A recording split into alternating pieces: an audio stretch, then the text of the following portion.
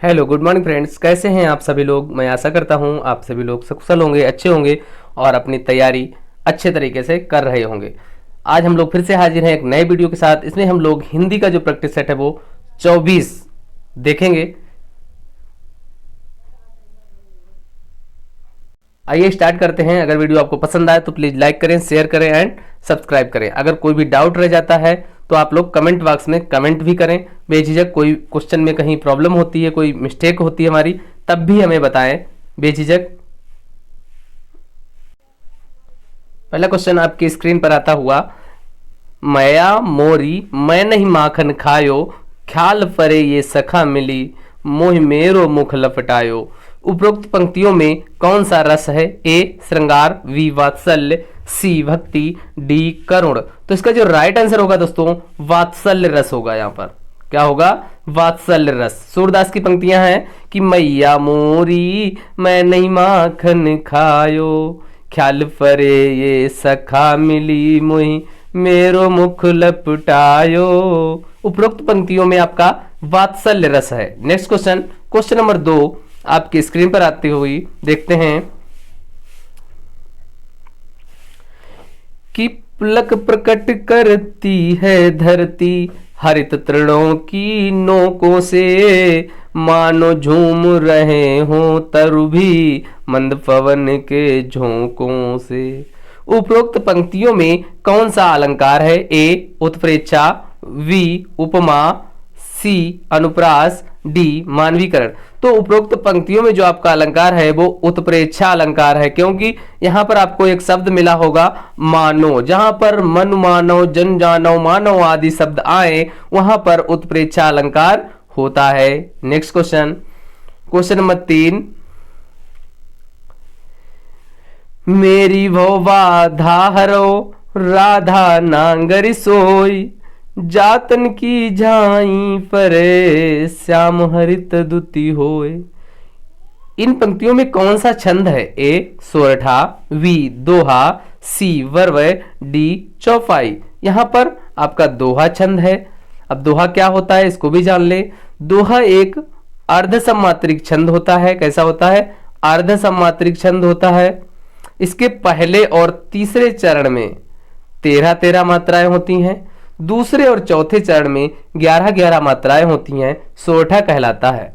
जो प्रस्तुत दोहा ये दिया है ये कविवर बिहारी द्वारा रचित है। नेक्स्ट क्वेश्चन, क्वेश्चन नंबर 4 और 5, निम्नलिखित प्रश्नों में रिक्त स्थान की पूर्ति करनी है आपको कि कर्म भावना आनंद को ही वास्तविक आनंद कहा जाता है। ए आहूत, बी पराभूत, सी प्रसृत, डी प्रसूत। तो इसका जो राइट आंसर है दोस्तों कर्म भावना प्रसूत को, यहां पे जो राइट आंसर है आपका डी ऑप्शन है, प्रसूत को ही प्रसूत आनंद को ही वास्तविक आनंद कहा जाता है। 4 का डी आंसर बिल्कुल करेक्ट है। नेक्स्ट क्वेश्चन, क्वेश्चन नंबर 5, जन्म और मृत्यु के कष्टों को सहना प्रत्येक जीवधारी की है। ए सुगति, बी विभूति, सी नियति, डी प्रतीति। तो इसका जो राइट आंसर है दोस्तों वो आपका सी ऑप्शन है, नियति, कि जन्म और मृत्यु के कष्टों को सहना प्रत्येक जीवधारी की नियति है। नेक्स्ट क्वेश्चन, क्वेश्चन नंबर 6 है, निम्नलिखित में से अंतस्थ वर्ण नहीं है। इसको जरूर पकड़ें दोस्तों, नहीं है। ए य, वी व और सी फ और डी रा। इसमें से अंतस्थ वर्ण कौन सा नहीं है? तो इसका जो राइट आंसर है दोस्तों वो सी ऑप्शन है, जो फ है आपका ये अंतस्थ व्यंजन नहीं है। बाद बाकी य व रा ये आपके अंतस्थ व्यंजन हैं। नेक्स्ट क्वेश्चन, क्वेश्चन नंबर 7, निम्नलिखित में से मूर्धन्य व्यंजन कौन सा है, यानी अर्थात जिसका उच्चारण मूर्धा से हो। देखिए ए च ख फ और ठ। तो जो मूर्धा से जिसका उच्चारण होता है वो आपका डी आंसर बिल्कुल करेक्ट है, डी ऑप्शन मूर्धा से। जो च है आपका तालु से हो गया, ख का ख पूरा ये जो वर्ग का वर्ग होता है आपका कंठ से हो गया, पा ओष्ठ से होता है, इसलिए मूर्धा का जो है वो आपका ठ है। नेक्स्ट क्वेश्चन, क्वेश्चन नंबर 8 आपकी स्क्रीन पर, निम्नलिखित में से विशेषण युक्त कृत प्रत्यय किसमें नहीं है? ये देखना है किसमें नहीं है। ए पठनीय, बी चिंतित, सी विशेषज्ञ, डी समझौता। तो इसका जो राइट आंसर है जिसमें कृत प्रत्यय नहीं है और वो है आपका समझौता। नेक्स्ट क्वेश्चन, क्वेश्चन नंबर 9 आपकी स्क्रीन पर आता हुआ,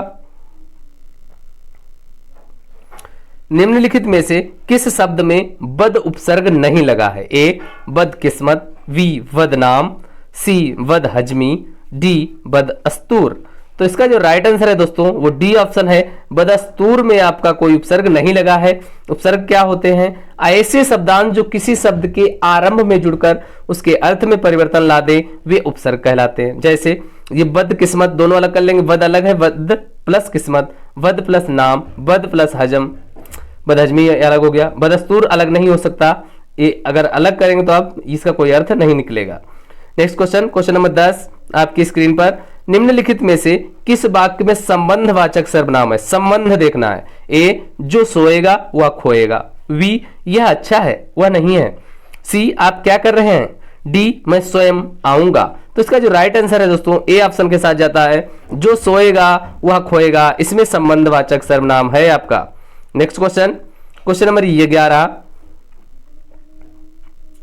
निम्नलिखित में से किस वाक्य में प्रेरणार्थक क्रिया है? ए अध्यापक को छात्रों से पुस्तक पढ़वाई, इसे होना चाहिए यहां पर अध्यापक ने छात्रों से पुस्तक पढ़वाई, या ने कर लीजिएगा दोस्तों, अध्यापक ने छात्रों से पुस्तक पढ़वाई, वी उसने पढ़कर भोजन किया, सी रमेश सो चुका है, डी सीता नृत्य करती है। तो इसका जो राइट आंसर है दोस्तों वो ए ऑप्शन है कि अध्यापक ने छात्रों से पुस्तक पढ़वाई, ये प्रेरणार्थक क्रिया है। नेक्स्ट क्वेश्चन, क्वेश्चन नंबर 12, निम्नलिखित में समास का सही विग्रह है? ए पीतांबर पीले अंबर वाला, वी त्रिफला तीन फल वाला, सी नराधम अधम है नरजो, डी जलज जल में उत्पन्न होने वाला।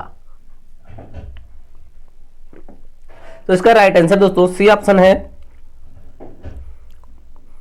नराधम, नर है अधम जो, अधम है नर जो, सी ऑप्शन के साथ जाएंगे। नेक्स्ट क्वेश्चन, इमली के पात पर दंड पेलना, लोकोक्ति का सही अर्थ क्या है?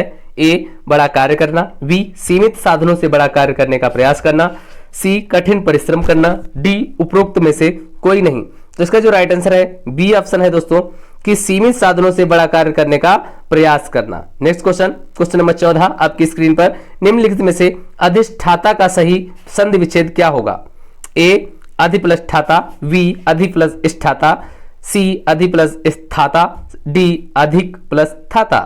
इसका राइट आंसर दोस्तों है अधि प्लस स्थाता। नेक्स्ट क्वेश्चन,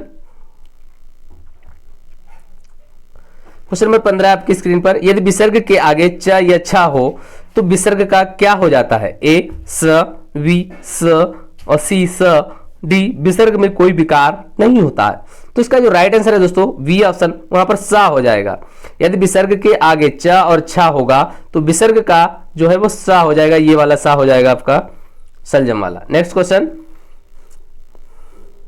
क्वेश्चन नंबर 16, निम्नलिखित में से अशुद्ध शब्द कौन सा? अशुद्ध जो लिखा है, ए यथेष्ट, वी भुजंगिनी, सी प्रदर्शिनी, डी लघुत्तर।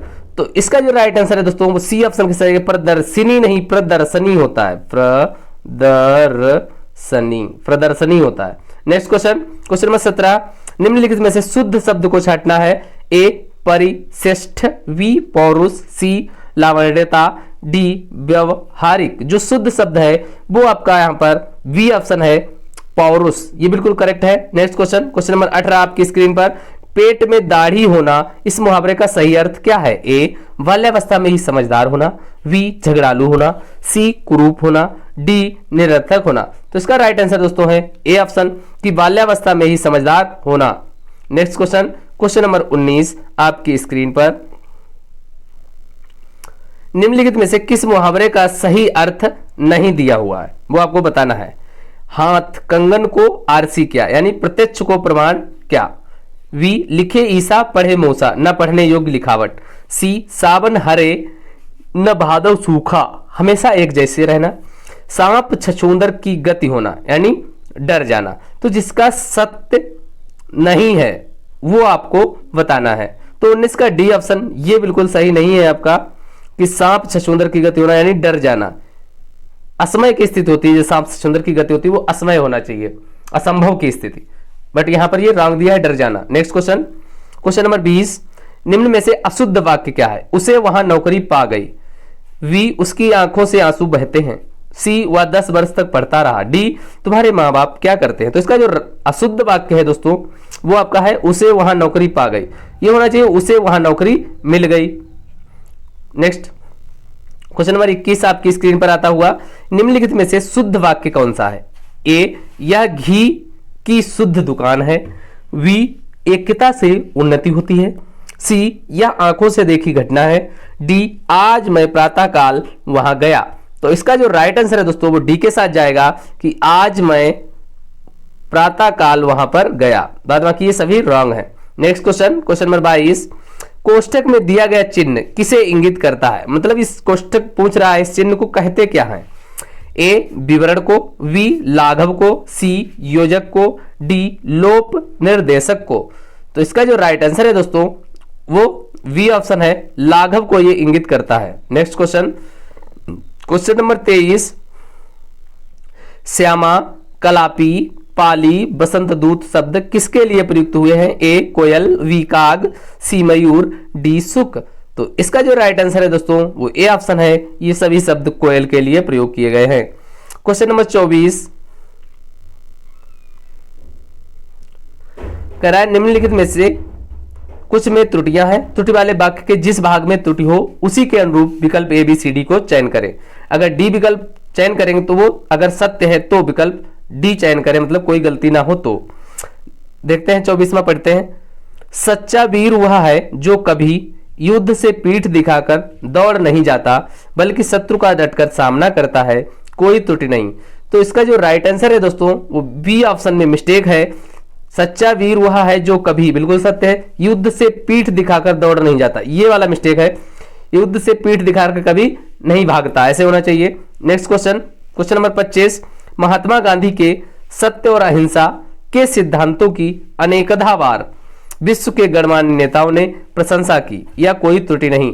तो इसमें जो राइट आंसर है दोस्तों इसमें भी बी मिस्टेक है कि महात्मा गांधी के सत्य और अहिंसा के सिद्धांतों की अनेकधा बार नहीं होगा, अनेक बार होना चाहिए, यह रॉन्ग है।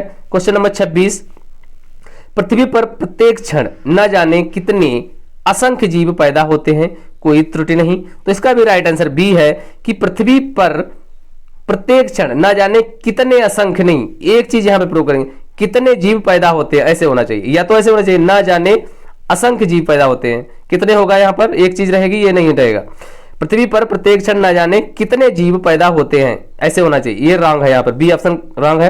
क्वेश्चन नंबर 27, खराब मानसून के कारण भारतीय कृषक बेहाल स्थिति में पड़े हैं, कोई त्रुटि नहीं, क्या इसमें सही होगा? तो इसका राइट आंसर दोस्तों सी है, बेहाल स्थिति में पड़े हैं, इसमें मिस्टेक है, बेहाल स्थिति में पड़े हैं। नेक्स्ट क्वेश्चन, क्वेश्चन नंबर 28, अंक का सर्वाधिक उपयुक्त अर्थ युग्म बताइए। ए, धब्बा, पाप। वी, डी, ठौना, निशान। सी, चिन्ह, लेख। डी, संख्या और गोद। तो इसका जो राइट आंसर है दोस्तों वो डी के साथ जाएगा, अंक मीन्स आपका संख्या होता है और अंक मीन्स गोद भी होता है। Next question, question number 29, Aditya शब्द किसका पर्यायवाची है? ए, सूर्य। वी, शिव। सी, चंद्रमा। डी, कार्तिकेय। तो इसका जो राइट आंसर है दोस्तों सूर्य के साथ जाएगा, बिल्कुल सही आंसर है आपका सूर्य। नेक्स्ट क्वेश्चन, क्वेश्चन नंबर 30, निम्नलिखित शब्दों में से सज्जन शब्द का उपयुक्त विलोम बताइए। ए, असज्जन। वी, दुर्जन। सी, दुराचारी। डी, दुष्ट। तो इसका जो राइट आंसर है दोस्तों बी ऑप्शन के साथ जाएगा, दुर्जन। नेक्स्ट क्वेश्चन, क्वेश्चन नंबर 31, निम्नलिखित में से कौन सा शब्द आगत उपसर्ग से बना है? ए, लाचार। वी, अधखिला। सी, प्रसिद्ध। डी, निकम्मा।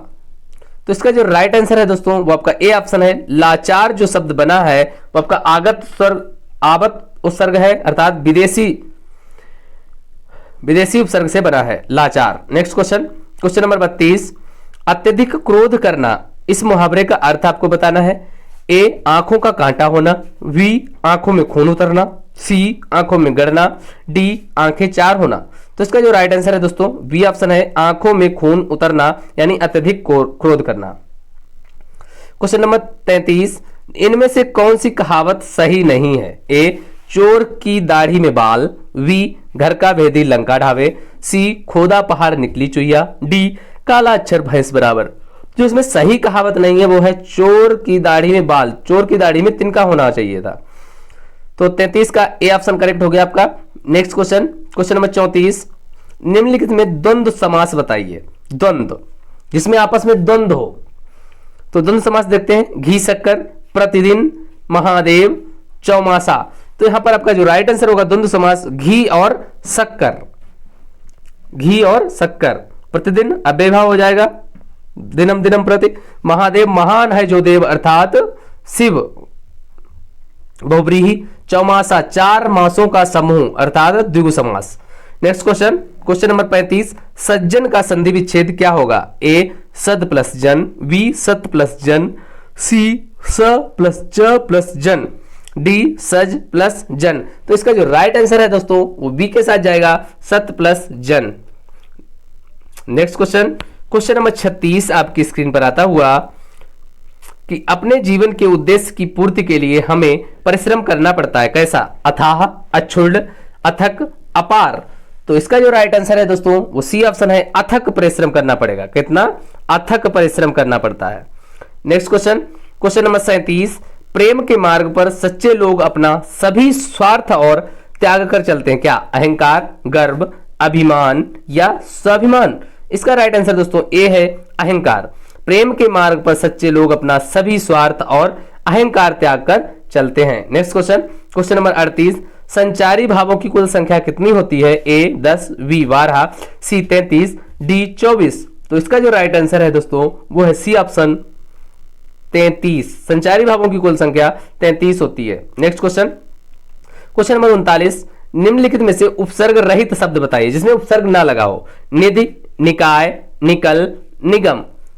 तो ऐसा जो शब्द है आपका वो ए ऑप्शन है, निधि में कोई उपसर्ग नहीं लगा है। बाद बाकी निकाय, निगम, निकल, इनमें सभी में उपसर्ग लगा हुआ है।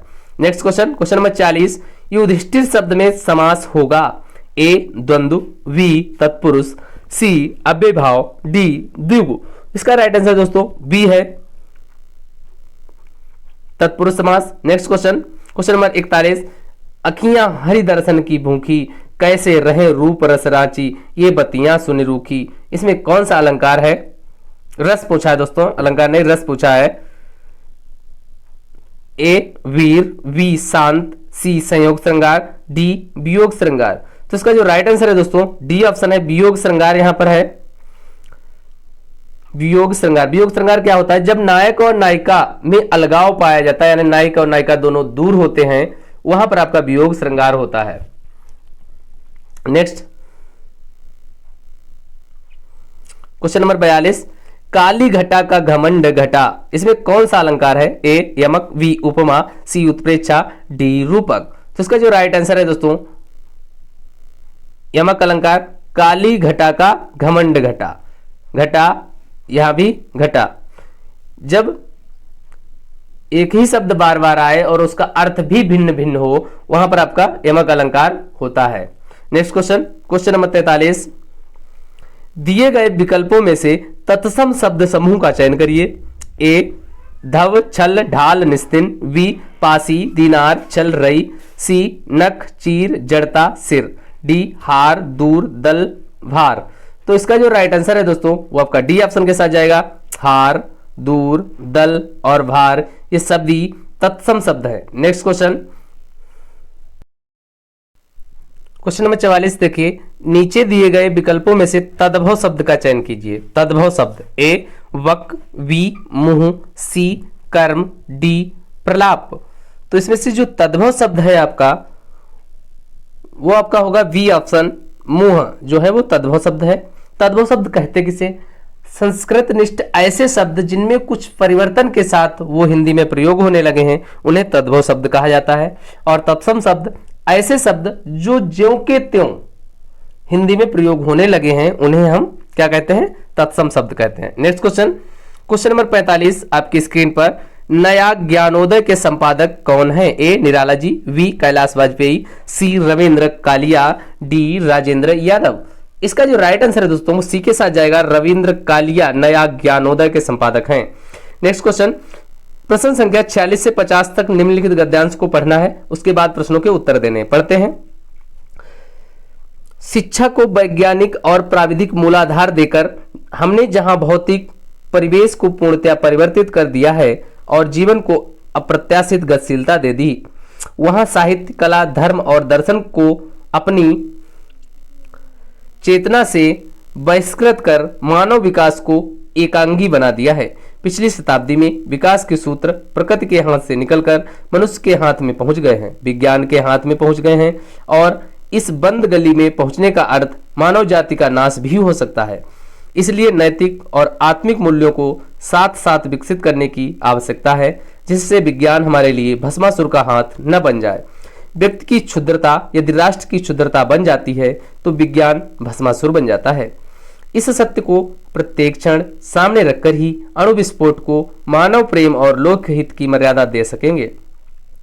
अपरिसीम भौतिक शक्तियों का स्वामी मानव आज अपने व्यक्तित्व के प्रति आस्थावान नहीं है और प्रत्येक क्षण अपने अस्तित्व के संबंध में शंकाग्रस्त है।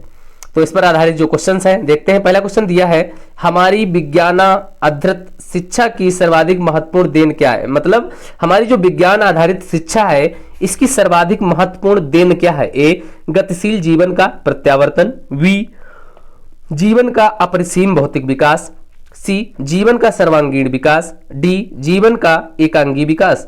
इसका जो राइट आंसर है दोस्तों वो बी ऑप्शन बिल्कुल करेक्ट है, जीवन का अपरिसीम भौतिक विकास करना। नेक्स्ट क्वेश्चन, क्वेश्चन नंबर 47 आपकी स्क्रीन पर, आधुनिक मानव विकास को सर्वांगीण नहीं कहा जा सकता क्योंकि साहित्य, धर्म, कला आदि मानव चेतना से निर्वासित है। वी, जीवन में आशातीत गतिशीलता का समावेश नहीं हुआ है। सी, भौतिक परिवेश पूर्णतया परिवर्तित हो गया है। डी, विकास के सूत्र मानव के हाथ में है। इसका जो राइट आंसर है दोस्तों वो ए ऑप्शन बिल्कुल करेक्ट है, साहित्य, धर्म, कला आदि मानव चेतना से निर्वासित हैं। नेक्स्ट क्वेश्चन, क्वेश्चन नंबर 48 आपकी स्क्रीन पर, अणु विस्फोट